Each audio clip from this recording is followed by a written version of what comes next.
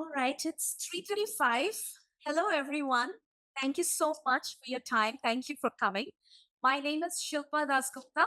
I'm the manager for e-learning support services. Basically, that long name means that I take care of Canvas at American University.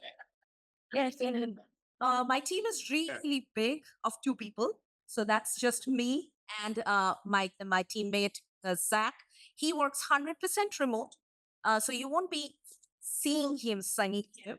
But whenever you write to us, you reach out to us, it'll be either me or Zach. So you know it's just two people. Well, Zach has taught this course. He has online. Online. Yes, he has. And he's going to do another overview session that's going to be probably the Next week? Exactly. Yes. Next week, which is going to be over Zoom. So that will be Zach for you. Zach, last name? Shipment. Yeah. And how far is from the Amber is part of specific to Kogart. So he is the instructional designer for Kogart. Of course, as an IT, he has to work on Canvas. So he knows tremendously. He's an extremely knowledgeable person. Right. All right, so this is a Canvas overview session.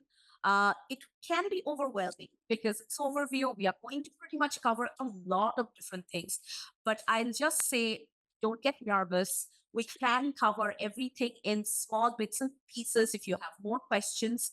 We also have a lot of granular workshops coming in, which will be conducted by our department, the e-learning department.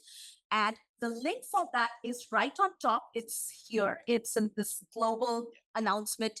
You don't need to see just now if you don't have a laptop, but when you go back, log into your Canvas account, you will see it right on top. If you click on that little register link, it will take you to the form. Very simple form, but it has, oh, you can't see, right? Sorry. It has a list of all the workshops that my team, me and Zach, we are going to conduct. And like I was explaining a little before, some of them are long workshops, 1 hour. But the ones that say minis, these are 30 minutes and below. And the reason they are so short is because it's very granular, it's topical, it's only going to cover what you see in the topic name. That's it. That's why they are short, but I can say they are very, very popular. We get a lot of guests for these mini workshops because they are so specific. So feel free to sign up for some of these, one of these, if you find them helpful for your course. And then there is another Menti workshop. There was one right before this session. If you think Mentimeter is a presentation platform, if you think you're going to use it for your course, I also encourage you to sign up by clicking on this link. We are not going to conduct that. Menti team is going to conduct that, but that's again going to be another overview sort of a session. That's global announcement area. Since we are already here, let me just explain that you will find a lot of announcements throughout the term coming out from our team in here.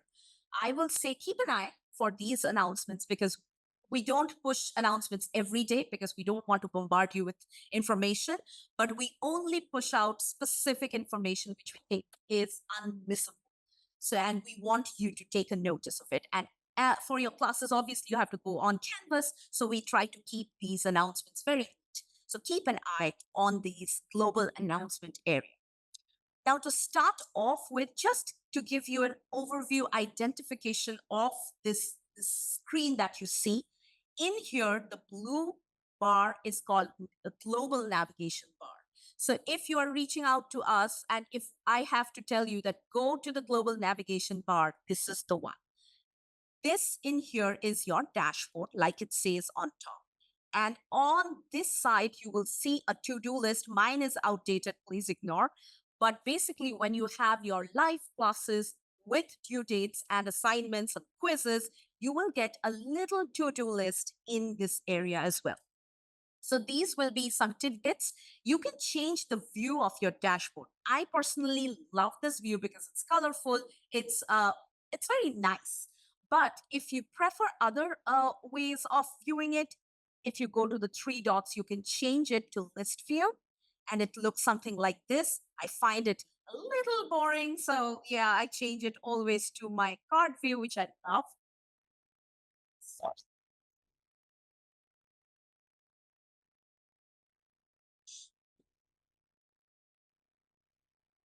back to my card view. And then you will see these boxes, which we call as course style. Basically, these are where your courses live.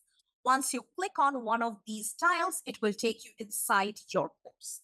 We will come to it a little later, but before that, let me take you through some of these items on the global navigation menu, some which you will probably need the most. On top is your account.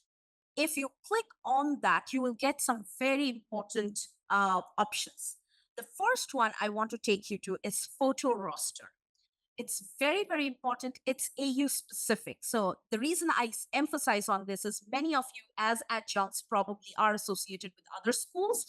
You may not see something like this in other schools because this is developed in-house by us for the faculty upon the request of the faculty.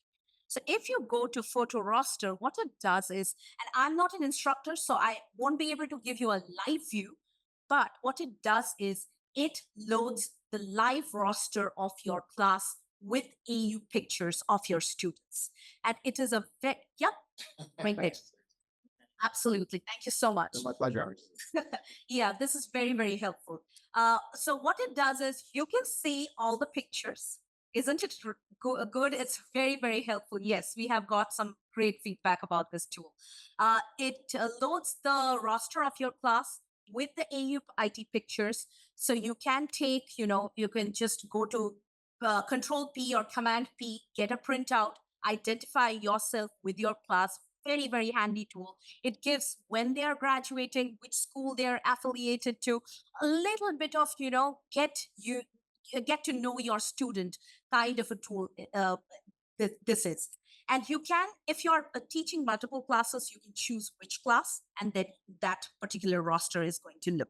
So I highly recommend going and checking out this tool because this is going to be very handy for you. Next. Yeah.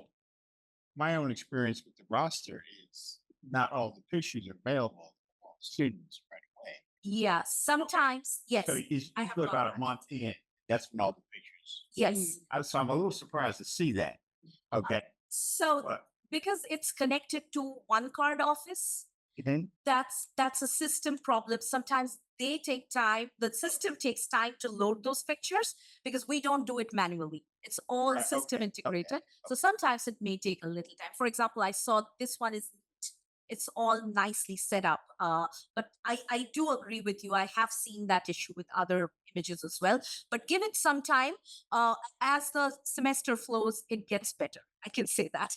Mine are probably mostly second year master students, so they're already in the system. they're already as in. fast. Yeah, exactly. Yeah. But I would recommend that everybody use that. Yes. Well, at least a small role because Absolutely. students just go crazy. I Right. see that. And also, if you go to the people area inside your canvas, I'm going to take you through that. Those pictures are super tiny.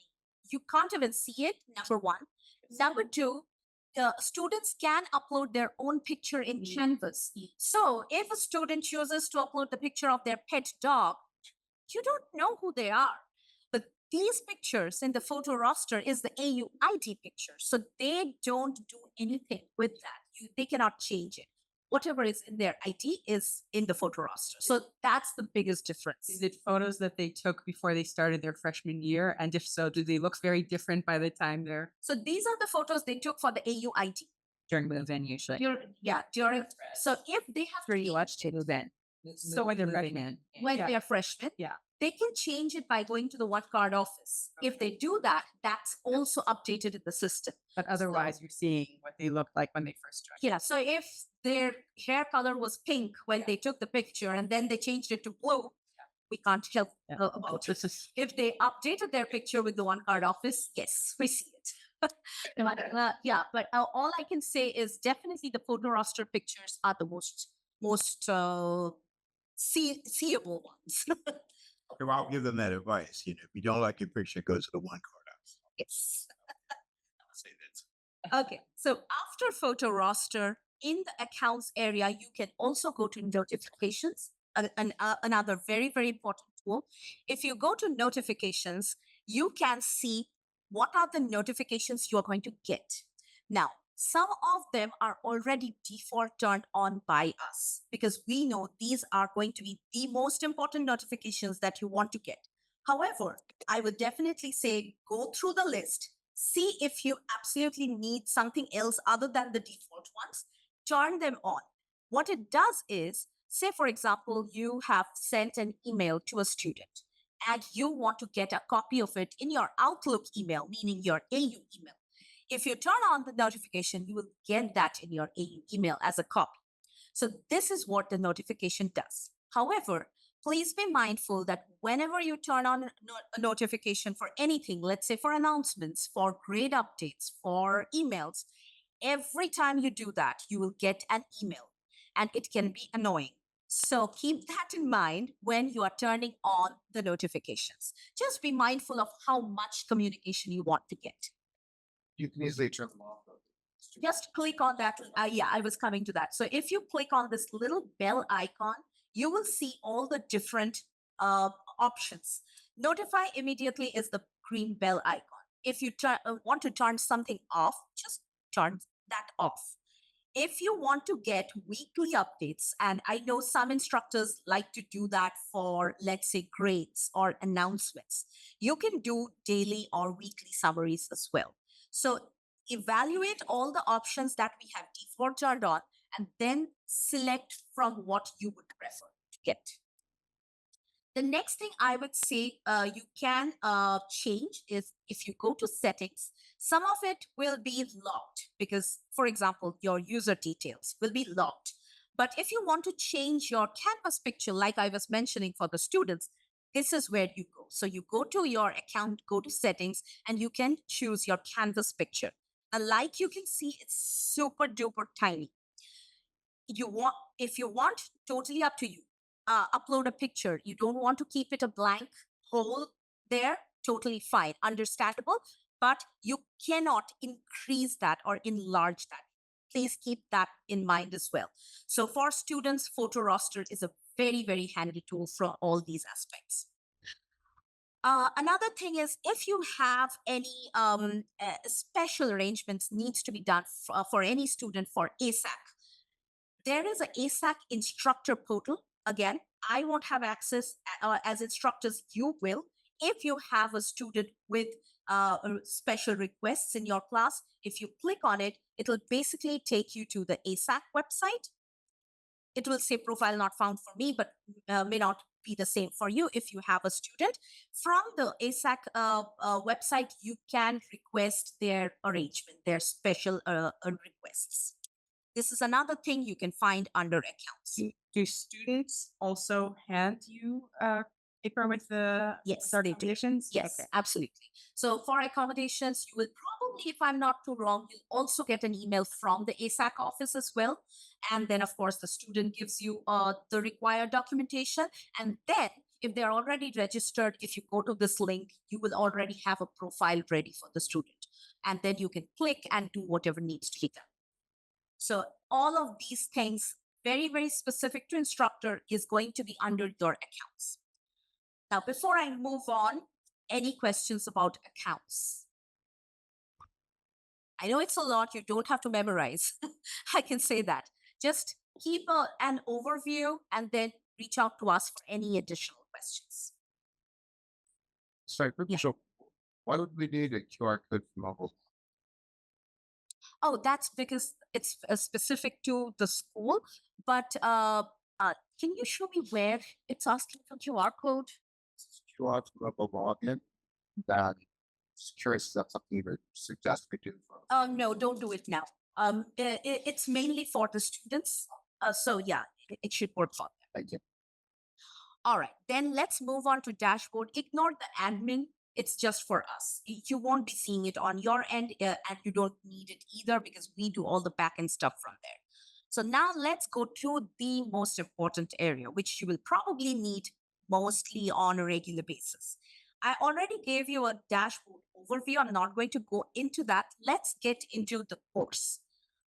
Once you are in the dashboard, you will find all these tiles segregated into larger subheads. One is published courses, and then if you scroll down, it'll be unpublished courses. Now, when a term is about to begin and you have been enrolled classes, all your courses will be under unpublished courses automatically.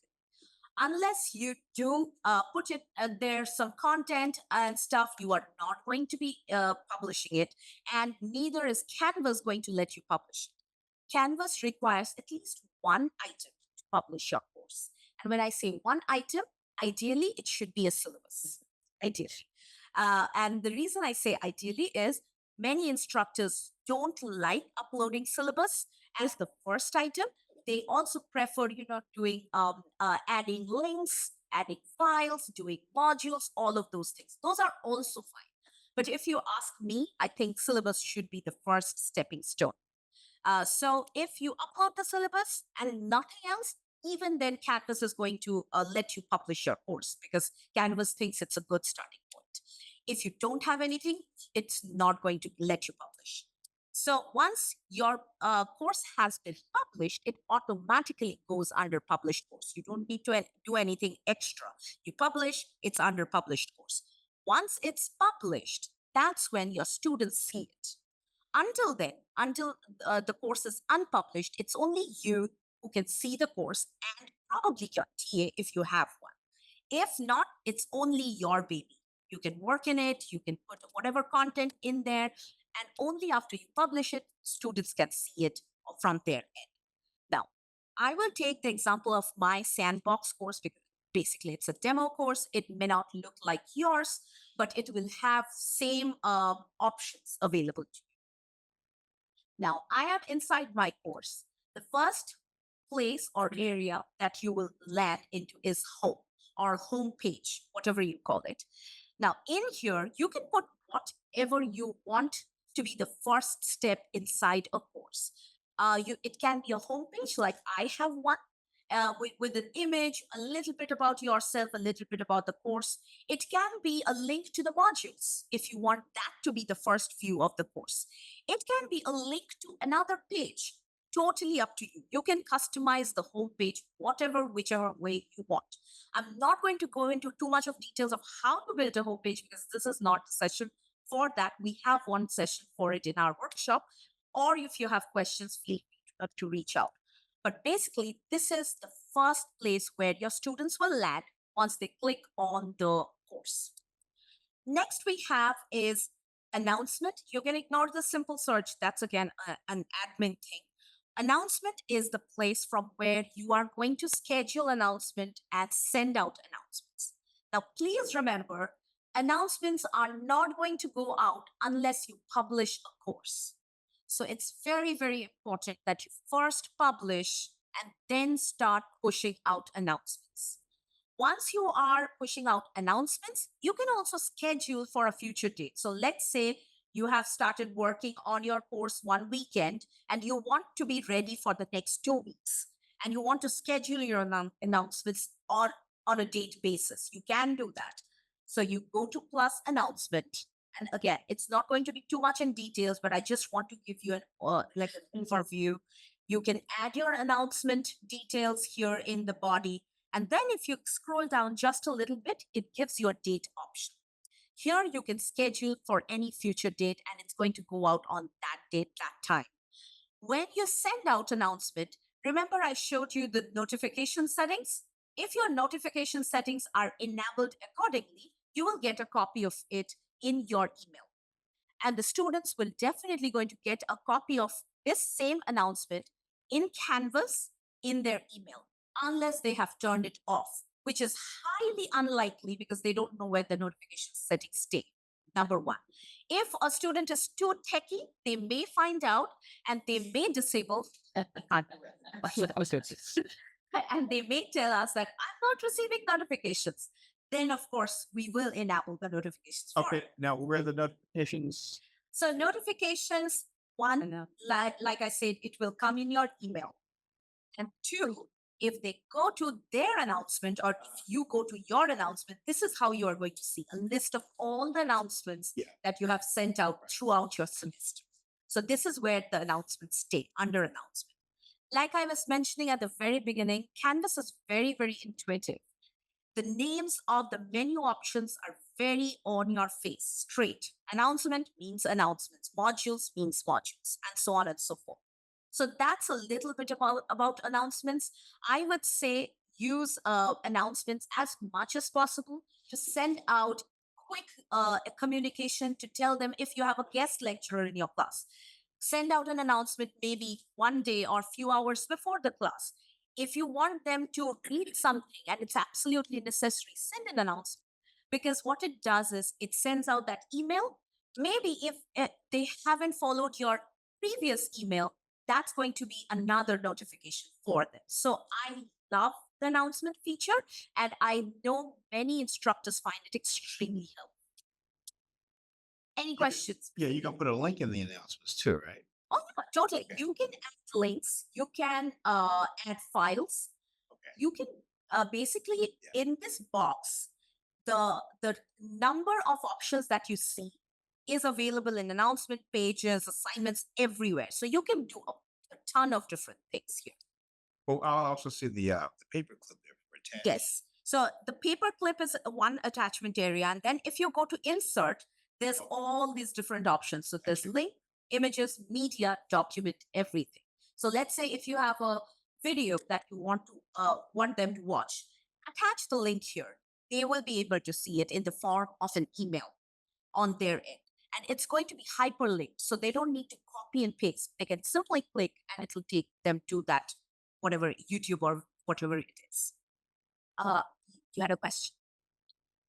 I just keep thinking about when you're making announcements to everyone, and I was looking at some of your subject lines, like welcome to the course, Yeah. interesting article, etc. I also know that there's this. So the announcement feature, you have the announcement notification on, announcement created by you, notification on, so you know what's going out. But at the same time, you also have emails, but you're not supposed to use the inbox here. You're supposed to only use the inbox Oh, no. email account. Yeah, I'll come to that. And so I'm just trying to figure out, okay, so you send out the announcement, but then you shouldn't reply from here. You have to reply from your Microsoft Outlook email. No. So inbox, I was anyways going to cover what That's inbox where I was is. just, that's where I was getting confused. Like you send out the announcement and they have the ability to interact with that announcement. But is that captured in your email or is that captured just in the It's announcement? captured in the announcement area. Inbox is another communication tool. And then, of course, your AU email is generic. It's not just class specific, but announcement is class specific. Inbox is overall canvas. So if you are teaching multiple courses, for each course you have announcement. But if you go to inbox, you can see a list of all the courses you're teaching, and then you can send out email to one class, multiple classes, whatever you want. And I'm going to give a little more details when we come to inbox. But basically, announcement is if you want to give them another heads up on top of maybe you have sent out an email already from the inbox feature, but then you want to don't forget we have a guest lecturer coming in today's class. That's probably will be a better as announcement rather than an email. So these are multiple communication tools. It's always better to have multiple than having one because you never know what is going to work with students. Somebody may not see emails, but they may see the announcement. Even if they don't check their emails, if they come inside the course and the announcement area, they can see list of announcement that you have sent out already. So it does have overlapping features as well as separate features as well. So just so I haven't played around with it. To clarify, so inbox will go to their emails, but announcements will go to their canvas. Both are going to Go go to their to their email and canvas. And like I mentioned before, unless their notification is turned off, it's not going to go to their email if their notification is turned off. If it's turned on, because we do it by default, they are going to get all these copies in their email as well as inside Canvas. So I'm going to go to inbox immediately after this so that you have a parity. You know what announcement and inbox looks like. But just keep in mind that everything will have a copy in their email unless they have turned off the notification. Plain and simple. If they tell you that I'm not receiving notifications in my email, tell them to contact us because their notification is turned off and we can sort that out with them. Okay, but otherwise they should get all notification copies in their email as well as Canvas. Any other question before I move on? Okay, perfect. Since we are discussing this, let me go to inbox real quick, and I'll come back to course again. So we are in inbox. Let's hold our thoughts there and let's navigate to inbox. And that's the reason I'll open it in another tab so that I don't lose it. Okay, so we spoke about announcement. Now let's see what the inbox has to offer. Inbox is like a mini version of your Outlook or Gmail. The reason I say mini, it doesn't have all the options that you get in your full mail option, but it just does its job of sending out email. So if you see here, this is my inbox, and you can choose between inbox, sent items, unread, and others. The most used ones are obviously inbox and the sent item. And then if you go to settings, it lets you set up your signature. This is a brand new feature. It was not there until a couple months back. So you can set up a little signature here in the settings area. Once you have done that, you can come back to the inbox and go to compose. Here, like I was saying, this is not more specific like announcement is. This is in general your Canvas account specific. And from this little drop down, you can choose whichever course you are teaching. Let's say I am in my sandbox. And then from here, you can choose who you are trying to send this email to.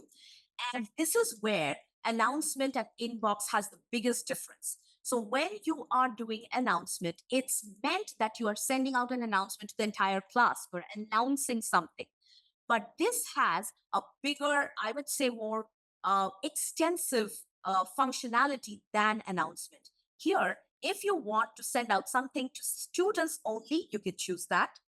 And even within student, you can pick if there's anybody specific you want to reach out to. Let's say, and we get this so often, there's one student in your class who is not responding to any of your emails, who is not doing any of your assignment. You need to reach out specifically to them. Announcement is not going to work.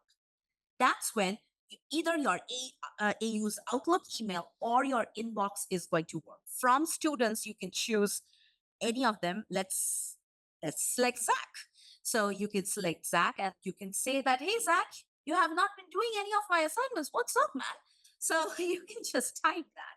No, Zach is really nice. He will do all his assignments. And then simply you can also attach files. So if there's a email that you want to send or a letter that you want to attach, you can do that, and then you can simply set it from here. So that's where probably I would say is the higher functionality of inbox comes in than announcement. Announcement is very specific to your course, very specific to what's coming up. Maybe you just want to tell them that do this or this is coming up. Please giving a heads up. But from inbox, you can do much more than that. It's more of a generic communication tool. Does that answer some of your question or clear some of your confusion? Just when I got the training earlier, a lot of it just had to go to like students challenging grades, Yeah. litigation, that sort of thing, and where best to kind of keep certain messages. So thank you. Of course. Okay. Now that we have covered inbox, any questions while I am in this area, because I may not I'll save some time and may not come back to inboxing. Okay, and if you think you need more functionality of an email, please use the Outlook email, because like I said, this is not a full-fledged mailing service. It just does the basic purpose of sending out email, sending out the message, attaching files, of course, that's it. It doesn't have more stuff like, you can't add emojis like we can do in Outlook these days, or it can't do many of the functionalities that mail does. But yeah, it's pretty neat. It does the basic job of sending emails. And I've also noticed that whenever a student sends um and a message via Yeah. the inbox, it shows up in the In your email. in the regular email. Exactly. That's what I mentioned, that if your notification is on, you're going to get a copy Yeah. there. As well as, of course, like you can see, you come in your Canvas, go to inbox, you can see a list of all the responses you have received. So I love this feature because it kind of stacks all the responses in one place versus in your email, you literally have to, if you haven't done an inbox filter or labeling, you have to go through your emails or find those. But if you come inside the Canvas inbox, you can find all of this in one place. Any other question? Okay, now let me go back to the course again. We discussed home, we discussed announcement. Let me take you to modules a little bit. Modules doesn't have a unique functionality. It mainly, what it does is it organizes your course. So let's say you have an assignment for week one. You have 3 readings for week one, and then maybe a discussion board. Rather than telling your students to go to 3 different places, meaning they go to maybe pages or files to do the readings, then they go to discussion to do the discussion, then they go to assignments to do the assignment. What you do is create one module and link all these different items in that one module. So that's the function of module, bringing everything together. It's not your building block. You still have to build your stuff, as in build that assignment, build that discussion, build those readings in their specific areas, all the different areas, like I mentioned. But then you can bring all those together under the module. So I have, let's say, let me take this example. I have this AI module. What I have here is I have a couple of tutorials here. These are all from different places. When I'm teaching a class, if I ask my students to go to all the different links and stuff, that's going to be annoying for them. It's not going to be productive. What I have done is I have collected them all under files, and then I have linked them in one module. And how am I going to do that? On the top, I have the plus module button. Remember, any item where you need to build something in Canvas, it's always in blue on the right hand corner with a plus sign. So that's the most easiest way to identify that. So if you go to the plus module button, and then let's say, let me add one test. Today is 8:13. And whenever you build a new module, it's going to be the last item. I can't see it because I have this add module. When you start with a new module, it's going to be the last item. So you have to scroll all the way to the down of the page. Here you go. And now to add item, you will go to this little gray plus button. And from here, from this little drop down, you will see all the different items that you can add to your module. So like I said, let's say you have an assignment for week one. Let me start with this maybe.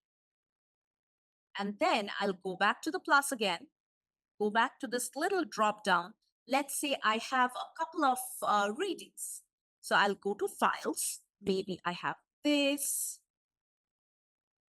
And then I'll go back to the plus again. I'll go to files. And it always have the last item that you selected as the default. Otherwise, the very first time when you go, it's assignment. And then I'll choose this. So now I have one assignment, 2 readings. I can go back to the plus again. If, let's say, I have a YouTube video and I have the YouTube link to it, I can go to the external tool and then I can choose YouTube. And I can search up for that item. I can say AI tutorial. Either you can search or you can give the direct link if you have one. I want to embed this, for example, and I will add this item. Now I have Google AI course for beginners. So this is my YouTube link. And I will go back to the plus again. And let's say I have a quiz. So I will take this quiz. And that's it. I'm ready for my week one. I have all the items. Maybe I don't like how it's organized here. It's not organized in the right way. So I need to do a little bit of shuffling. So I need my students to first read. So I will hold this burger icon, basically these dots right here. I will move the readings on top. I want them to do the readings, then watch the video, then go through all the rest of the things. Yeah. You can also use the three dots up on the right hand side to do that. No, these three dots have some other options. So you can increase the indent. So let's say this is under a subheading. So I can make a little bit of indent. And then I can also delete items. So maybe you have added something by mistake. You can delete it from here. Bless you. What about move two? Oh, move to is you can move it to a different place. Yeah, that's right. Yeah. Okay. You can move to basically a different place in the module. So you can do different stuff from these three dots, but these three dots, the stack of it, it doesn't have anything else to do except, moving the order of it. So if you click on it, it won't do anything except you just need to drag and drop it whichever place. You can also move the module itself. So let's say you have dropped an item mistakenly in a different module. You want to take it to another module. Again, drag and drop it in a different module. So this is the only purpose of these dots. When you come to these dots on the right-hand side, it actually has some action items. So you can remove, you can edit, and do all those things. Now, please remember to publish your items. That's very, very important. We have added everything. My module is ready. But unless I turn this little circle here, and when you click on it, you get all these options. So publish module and all items is what I suggest. But again, if you have a module, you want to publish one item at a time, meaning you don't want to expose your students to all the information. You can do that as well. For that, what you will do is first publish module only, and then you can select specific items to publish. So let's say I want my students only to see the first item at the very beginning. I will just publish this. And I'll select publish, update, and here you go. So I just published one item in the module, but very, very important is publishing the module itself. If you have published the item, but not the module, that's not going to work. So because this is the umbrella, the module is the umbrella. So you have to open the umbrella first, then you need to shed the other items. That's why that's very, very important. And give a student to see if we were successful or not. Yeah, absolutely. Yeah. So just since I'm new to teaching sports, they according to the copy. Yeah. So here it shows publish, but the module It's not going to work for students. So the items are published. So now if you click on that little circle, and we can unpublish it later, if you can click it for me. guys.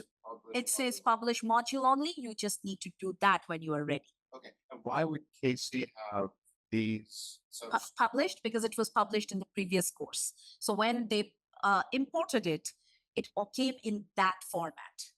and for kind of new instructors, sorry, this is Oh yeah, for new instructors. When do you actually publish? there are a couple of things. If you think, like I was mentioning, you want your students to go one at a time, one module at a time, publish it on a weekly basis. So let's say your class is starting on 25th of August, for example. You just need to publish week one module before that. Of course, you can publish everything, but if you want them not to get overwhelmed with everything or not to even see everything that you have, or you are not ready, it can be anything. Just publish one at a time. So publish the first module before first week of class. Then when they're done, you think that everything is going fine, then publish week two. So you can take small steps. And you can set it up to publish at a certain date. Yes, absolutely. That's level two. So you can definitely set it up to publish at a certain time.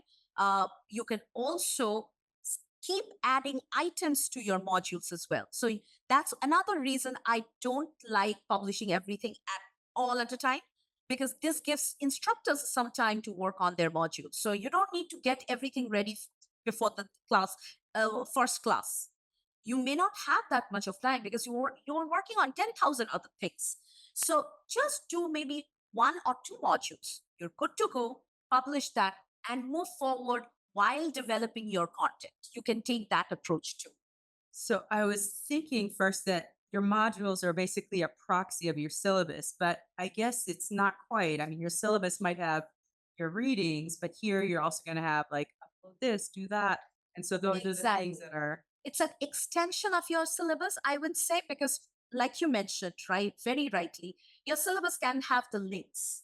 But maybe you want to add something extra along with that link. So let's say while you are doing the class, you have found an interesting article or an interesting video related to that link. So module is the place where you can go and directly add those links. You don't have to update your syllabus every time you're doing it. It makes no sense. You can do it once, and if you're teaching the same course, maybe in future, maybe next fall or next spring, you don't have to do it one more time. We can import all the content in your future course. So that way you have everything handy. So we are not doing it multiple times. Any questions while we are in the module?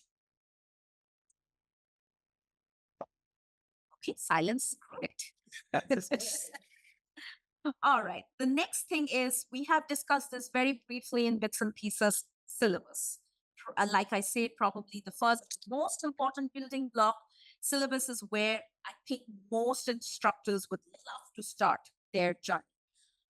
In the syllabus area, you can upload your syllabus, very simple, but you can do it in multiple different ways. Actually, two ways primarily. So in the syllabus area, if you go to the edit button, in this box, and you have seen this rich text editor box in probably three different places by now. It's the same. It has all the same options of formatting, all the same options of inserting documents or whatever you want to insert. It's the same box. So if you have used it in one place, just know that it's the same thing you're going to do in multiple different places in Canvas. In this box, let me increase it a little bit for convenience. I have this sample syllabus. This is a real class. I just wanted to add it to show you. In here, you can build from scratch, meaning you can type items, you can insert your links, you can do it from scratch. However, if you don't want to do that, you can simply go to insert, go to document, upload document, and upload your syllabus. What it will do is, let me see if I can actually show you by uploading something.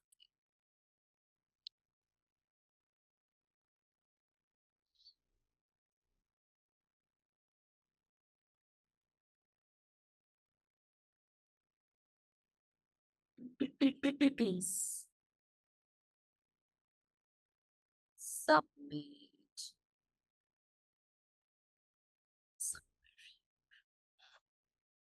I have this. Okay, I just uploaded another link on top of whatever I have. Now, once you have uploaded the syllabus, if you hover your cursor on top of that link, now this is a pro tip, okay? You don't need to do this, but I just love it. So if you take your cursor on top of that link, you will get link option. If you go to the link option and select preview inline, what it'll do is it will give a nice preview inside Canvas. So the syllabus doesn't appear just as a link, but it appears as a document inside Canvas. It gives a nice view for the students. They don't need to click on the link. They can see it inside Canvas itself. Let me see if it works for this, since I already have some content. Not, but let me give it a try. Okay, yes, it did. So here you go. Wait a minute, what did you do again? Yeah, I'll go back again. But so once I clicked on that preview option, it gave a preview within Canvas. What it does is they don't just see this blue link. Sometimes it can be very annoying. It can push them off. They may think it's just a link, you know. But when you turn on the preview, they can simply check whatever is in there within Canvas. I'll go back to that option again. So go back to edit. This is the syllabus I uploaded inside my existing syllabus, basically. I took my cursor, basically just click on that link that you have uploaded on that document. Go to link options and click on preview inline. the last option in this list, and also enable the extended option here, expand preview by default. Once you do that, you get that view inside Canvas. Just a little pro tip, it looks nice and fancy, and you don't have to technically update it inside Canvas. You just upload your syllabus, and rest is done by Canvas itself. You also just copy, like open a Word document, copy, and then paste into Absolutely. That's what I already have in that here. is. Yeah. Yeah. So I wanted to show you guys that you can copy and paste, like I mentioned. Only thing to remember will be sometimes the formatting can get messed up because you're copying from one document to Canvas. You just have to come back to Canvas and fix those formatting. Or if you want, you can build it directly in Canvas. That way you don't have to do the job twice. Any other questions about about syllabus? Did you know one more time? Oh, yeah, absolutely. You know, Yeah, absolutely. So first thing is insert document, upload document. okay, so once this, Once your document is uploaded, it will probably look as a .pdf or .doc or docx. Take your cursor on top of it. Just link out, click. just link out. Yeah, link options. Okay. Now, let me take you to discussions. And discussions, like the name suggests, this is a place where if you have discussions in your class, this is the place where you build those discussions and your students can interact with their peers, their classmates, answer your discussion question, and so on and so forth. Again, the add discussion button is right on top. If you click on it, same box. I love the uniformity of Canvas. It doesn't make it fancy. It just keeps it straight. This box, same exact set of options, nothing new. You can do whatever we have already discussed in here, but because it's a discussion, it has some add-on options in it. So here you can choose whether you want the discussion to be anonymous. By default, the student names and profile pictures will be visible, meaning the anonymity is turned off. But if you want it not to be visible, if you want the discussion to be anonymous, so that, sometimes it happens that it's a graded discussion and you don't want students to get influenced from one another or who has written what. Maybe anonymity is something you may need. So you can choose from partial anonymity or full anonymity, depending on how you're trying to design. Then it has some more option, disallow threaded replies. Not my personal favorite. Basically, threaded reply means you have one discussion and then you have the response a little bit indented below that. If you are turning this off, it'll be straight. And it makes it a little bit annoying to see because it's not easy to see. Okay, so where is this? So I'm in discussion. You are in discussion, click on the plus discussion button, not discussion. Plus add discussion button. And now if you scroll down, here you go. But you can't, if you have certain things, so it has to be discussion specific. The general settings are just people who. Yeah, that's in general how your discussion is going to look. When you do these, just know it's specific to that one discussion, not general. Exactly. But also because instructors may have different kind of discussions. It can be graded, it can be non-graded. So based on that, these are the settings that I'm discussing right now is specific to the discussion and they can be changed. Sorry, interesting since we were in the AI, I clicked open on this one. It actually has an AI option. I'm like, seriously? I know. Yeah. Like AI can write the response. AI can actually summarize the discussion. The summary. It's a discussion AI discussion summary. It's a new feature where basically after all the students have responded, AI gives you a summary that these are the different. Where did you find that part of it? It's Why? like Because we just had this discussion Yeah. of AI and the properties of AI and how many teachers use it. And that I was like, I this don't is pretty press read on mine. Yeah. Would you so, find it? so basically, there was a discussion board post. Oh, because there was a post there. So Exactly. Yeah. If there's this new option where you can actually ask AI to actually Summarize all the replies for you and give you an then overview. can you turn that off? Uh, I I have to check because it's a default setting that they started. If you don't want, just don't click on it. If you don't click on it, it's not going to. No, that's the question is if I don't want students to do. Students can't see it. Oh, it's just for you. us. Oh. So That's what one else that's five. But yeah, so I still would have bikes. pricing is always. Yeah, we're good. Basic Zoom AI summaries are better than most people taking notes in the proposal. And that's like the lowest level. It's really sad. Question. So if it's a graded discussion and you select participants must respond before they can view their replies, Yes. are students able to edit their responses and can you, because imagine, okay, I could write something, then I can see what everybody else wrote, I post it, and then I edit my response in line with classmates. Technically, yes, they can edit because that edit option is always there. It's mainly for if they have done any mistakes or something, they can fix it. But that's one of the things that we always advise instructors to turn on if it's a graded, that don't see others' responses before you are responding. But once they have responded, obviously they can see others' responses. And yes, there are chances that they may fix it, but caveats of technology. So you don't, it's not like a track change where you can see edits Uh, as the instructor for a graded. so you can, there is a thing called access log in Canvas where you can see what students have done when. It's a backend thing.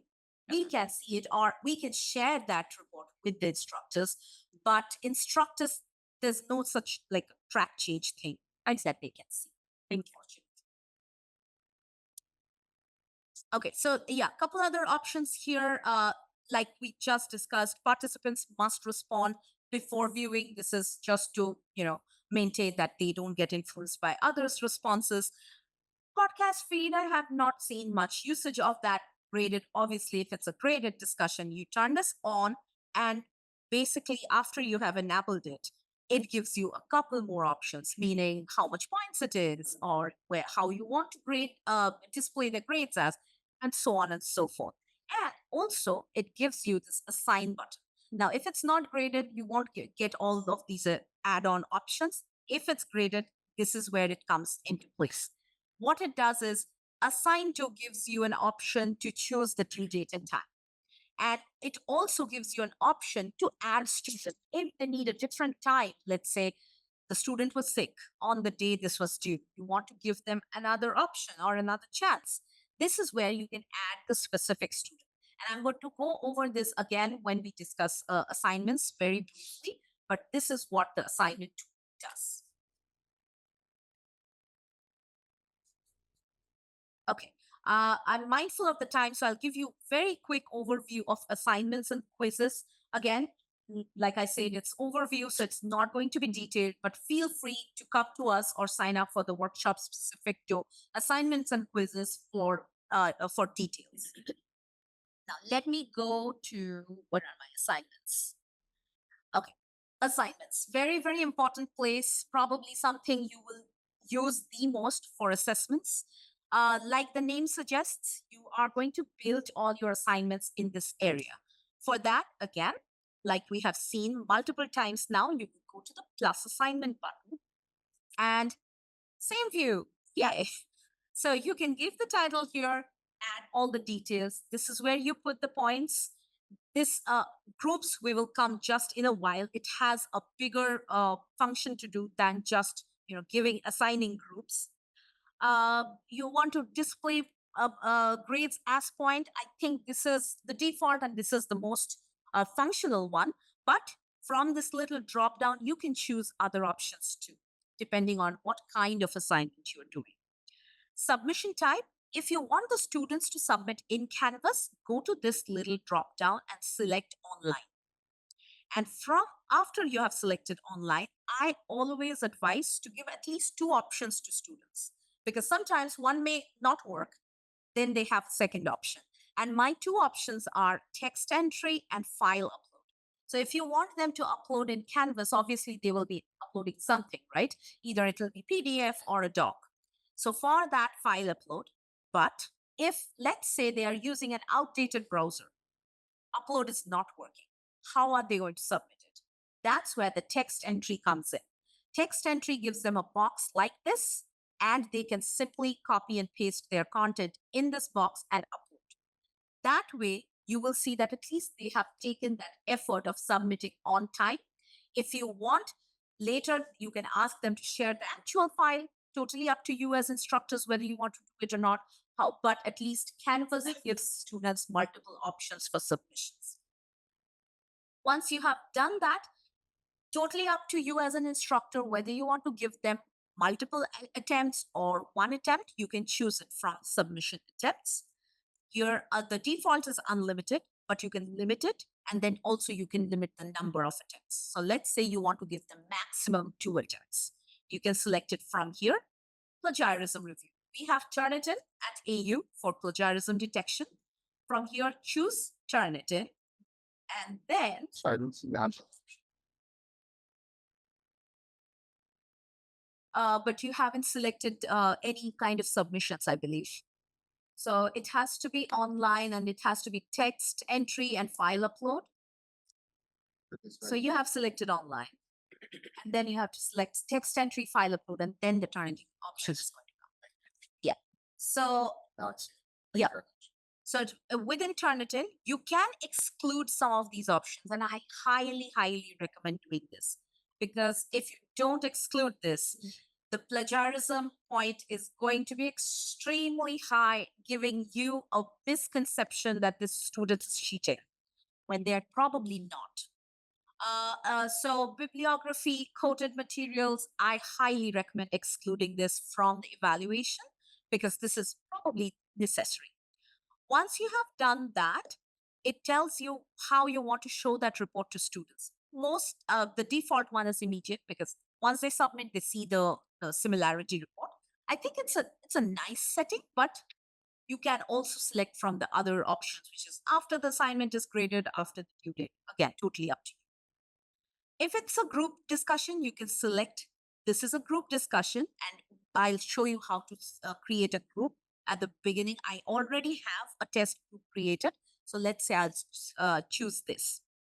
Peer review, if this is a peer review assignment, select this option here. And it asks you whether you want to do it a manual or you want to do it automatic. I prefer automatic because it just eases my job as an instructor, probably. And then you can tell them how many they want to review. So maybe I want them to review 2. And it just shuffles and automatically chooses, matches students to each other depending on submissions. So after a submission is made, that's when these peer reviews are automatically assigned by Canvas. Once that's done, I would skip moderated grading because not everybody needs it. Also anonymous grading. I'll come to this one because this is important. Assign access, by default, it's everyone because obviously you want to give an assignment to everyone by default. Here you will select a due date and time. But like I was mentioning, let's say you have a student who was sick on the day it was due. You need to give that student a different date and time. Do not make a copy of the assignment. You don't need to do those extra work.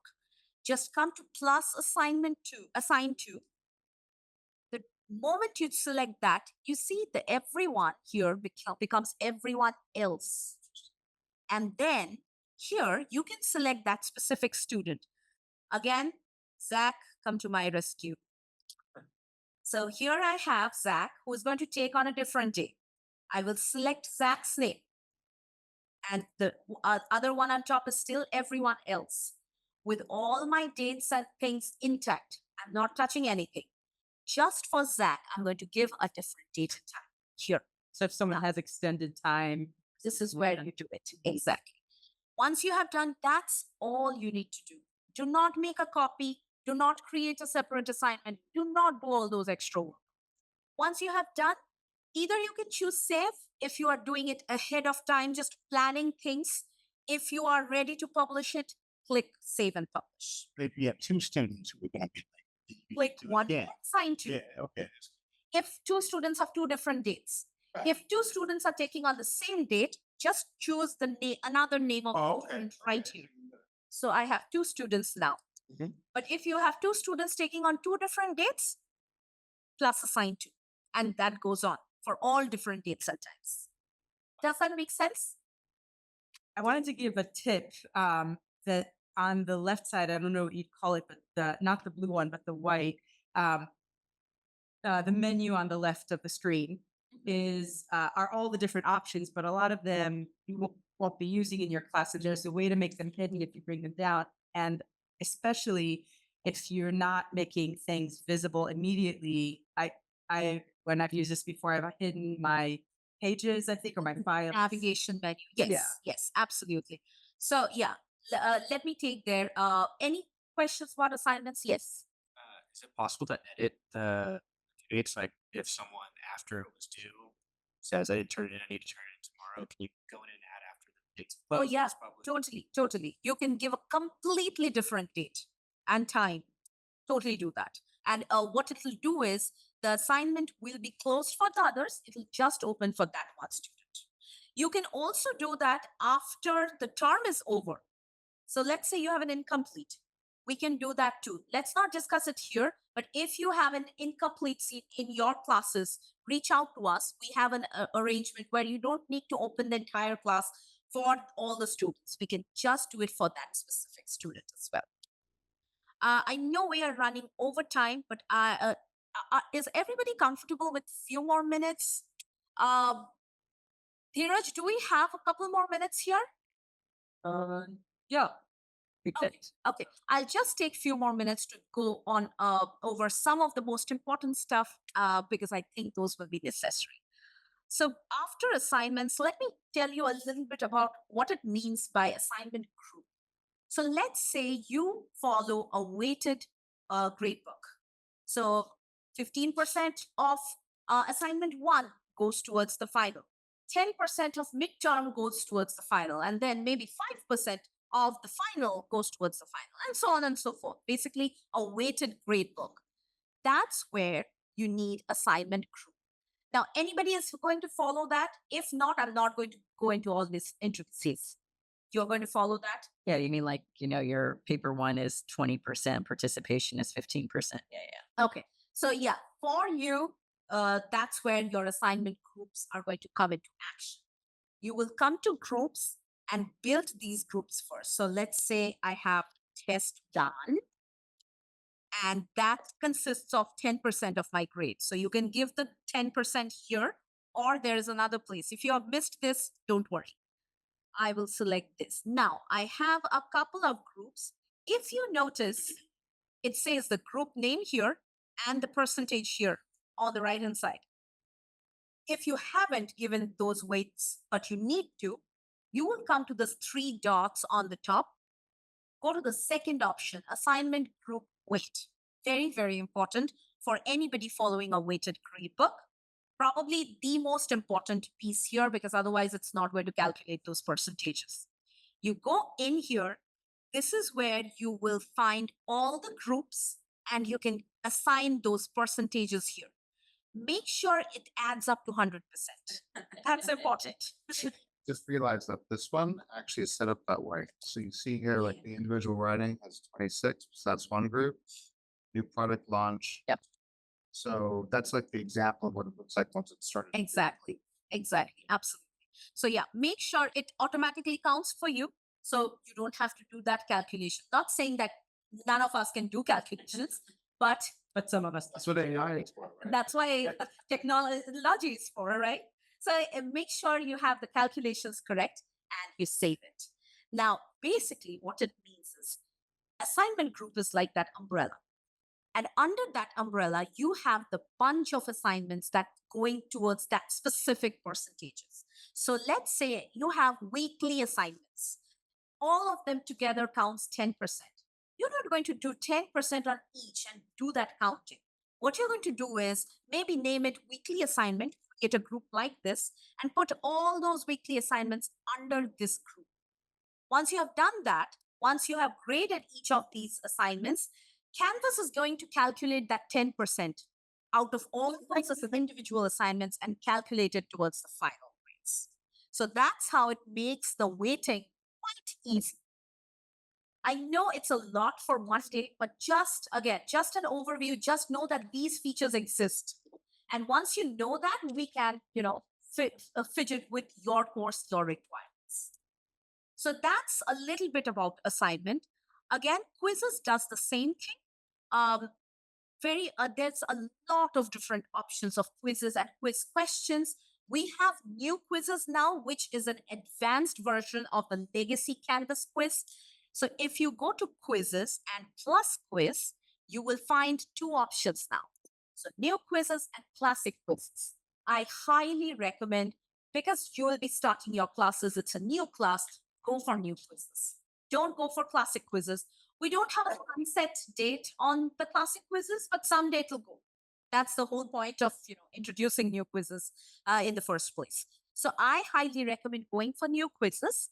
It has a couple more options than classic quizzes, but settings wise, it's pretty different from how the classic quizzes work. You can choose from a bunch of different options like essay type questions, fill in the blanks, match the question, all of those things from these quizzes. Again, not too much details, being mindful of the time, but basically, if you are trying to build a quiz, we have a very detailed step-by-step option on each of the question type. Reach out to us if you need that, and I'll be happy to share that with you, and along with the workshops that we are doing. Where are we reaching out? We have some sheets there. Okay, and then let me take you to the grades area and people's area real quick. Let me go to people's first.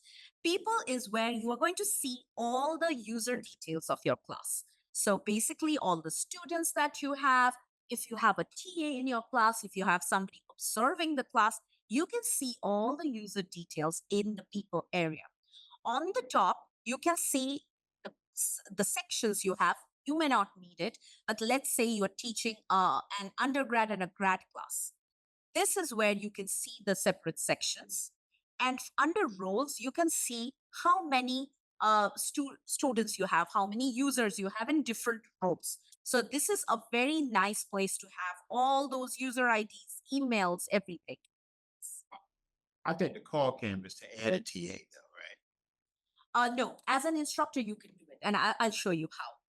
So for adding any user in any role, go to the plus people button, and this is only available to instructors. So all of you can do this along with us. Right. I've done this. Sure. Yes. So you go to plus people. My recommendation is choose either login or SIS ID. SIS ID is basically their AUID number. And a login ID is the first part of the email. So let's say my email is sdg@american.edu. Leave at American. Use just SDG. So that's the first part of the email. That's your username. So click it here. So let's say SDG. And then from the role drop down, you can select which role. So let's say you have a student joining late to your class. You'll get some, definitely. So you don't need to reach out to us. You can do it as yourself, as instructors. Come here, select student. That's the default one as well. So you don't need to do anything. And that's it. Go to next, and it will give you the details to confirm and add user. So as instructors, you can do it. Just remember, don't use the email option because we have @student, @WCL, @American, so many nomenclatures. Sometimes it messes up. That's why I recommend using SIS or username. So should populate for the crowds because I have them in another place. So like I said, maybe they haven't uploaded any in Canvas. You know, remember I showed you the That's the photo roster. Exactly. So photo roster Canvas pictures are different. Photo roster is their official AU pictures. They're not like And yeah. no, that's the reason we have photo roster, because Canvas is user friendly. It lets you upload your own pictures. It's like their own avatar. So exactly. So that's why I mentioned if they want, they can upload a doc's picture in Canvas as their I should profile try picture. that just to like Yeah. have the professor. Absolutely. But they cannot mess with the photo roster pictures.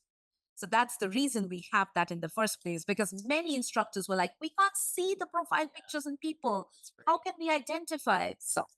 So for name coach, do you just tell them to go on that? Or if they've already recorded their name on name coach before, will it be in the system? Or how do Yes. you use that? They just need to Okay. do it once. Once For they all have of done it, this. exactly. Once they have done it for any class at AU, it's going to be recorded here because it's connected to their enrollment ID so that it just automatically syncs. What is that? How to pronounce their name? How Oh my God. pronounce their name? Best thing in the world. Yeah. Yeah. Yeah. We use it for graduation. So everybody can record their own name so you can get it right. You can just ask, right? Oh, and actually have a lot of international students. It's really nice. What's interesting, looks like you have to give access. Which one? I just clicked on the record your name with name coach. I guess, yeah. You just have to click on the authorization. Yeah, but it looks like you have to authorize, and I guess you have to record your own name. Yeah, and get the yeah, students yeah, involved. right. Yeah, it's a starting point for you for the class. So yeah, that's the people's area. You basically where you can see everybody.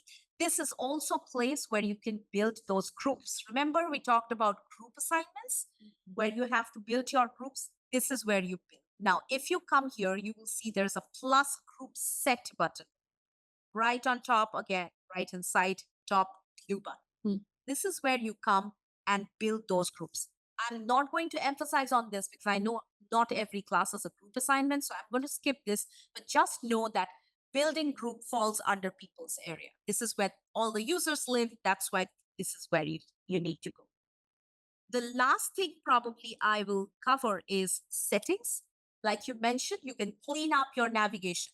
Very, very important. And I highly recommend doing it. Makes no sense showing all the options to students, extremely confusing.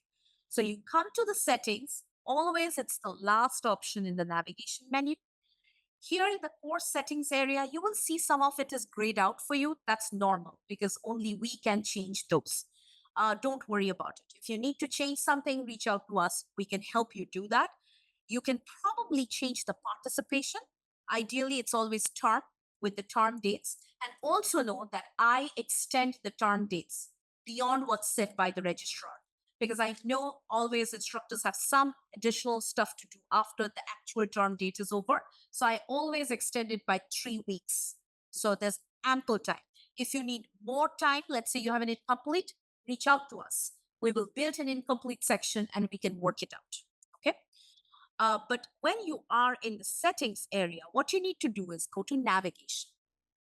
Third option on top.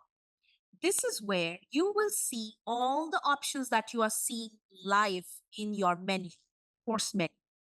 You will have two sections. On the top, you will have a section which stops here, basically.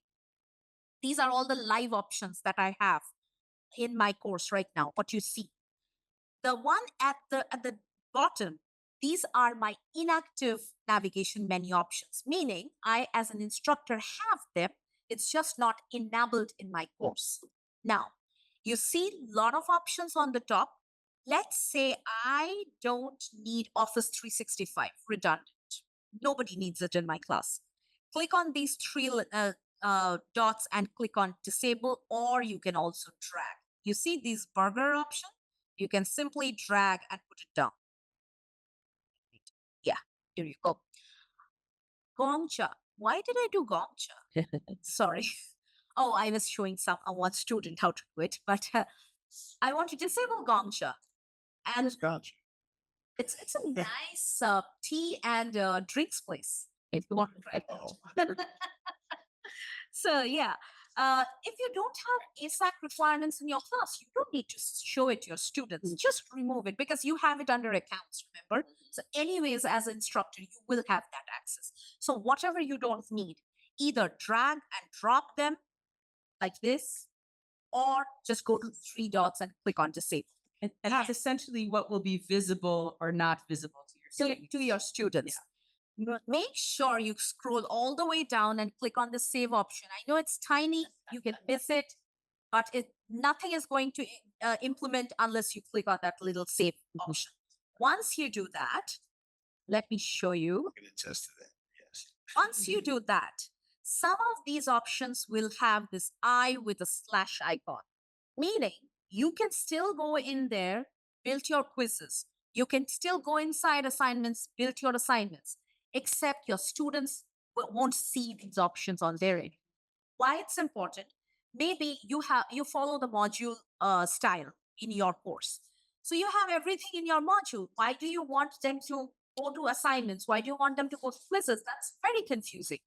That's why you just disable those views for the students. You still have it on your end. Just disable it for the students. Clean up your navigation menu as much as possible. Also, it's not the end of the world. You can also always come back to settings navigation and just enable it if you need to. So yeah, that was my last piece. Thank you. Thank you for coming. That was my last piece. I know I'm over time, but it's a lot to cover. I know I have overwhelmed you probably at this point. You probably hate me for this. But yeah, You're awesome. That is thank you. Thank you. Thank you so much. Uh, feel free to reach out. You can have more questions. I expect that throughout your journey. Reach out. There's some handouts with our contacts if you haven't collected. Where do you had, what is it called? That was this morning's workup. Yellow Dig. Oh, yeah, they have that option in navigation as well. Here you go. Yeah, Okay. Then you just enable it. just enable it. So it should be one of the disabled navigation options. Enable it. Perfect. Thank you. Yeah. Oh, okay. Yeah, Are merge. lots of options to merge. Yeah, totally. We can do it. Just reach out to Canvas with the more basically we Anthropology. Yeah. so Sounds it like should be yourself. the format of ABCD dash 123 dash 001 Global to policy. whatever. Okay. Give us and what- those what's part of that? course tell us that you have them to be part.